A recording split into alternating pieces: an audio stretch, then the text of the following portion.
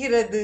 சூரன் பதுமன் என்ற 2 அரச குமாரர்களும் முருகனிடம் வரம் பெற்று அவனுடைய சேவலும் மயிலுமாக விரும்பினர்.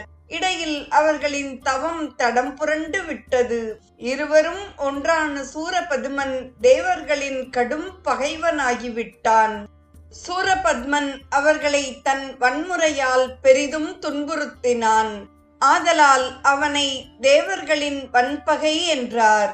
சூரனின் குலம் முழுவதையும் ஆறுமுகன் அழித்தான்.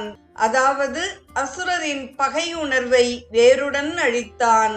அசுரர் குடிகெடுத்த ஐயா வருக என அழைக்கிறார் கந்தசஷ்டி கவசத்தில் தேவராய சுவாமிகள். அமரர் மிக வாழ அசுரர் கிளைவாட்டினான் என்பார் அருணகிரிநாதர். இறுதியில் சூரன் முருகனை நேரில் எதிர்கொண்டு மாயப் போரிட்டான். மாமரம் ஆகிய சூரபதுமனை 2 கூறாக்கி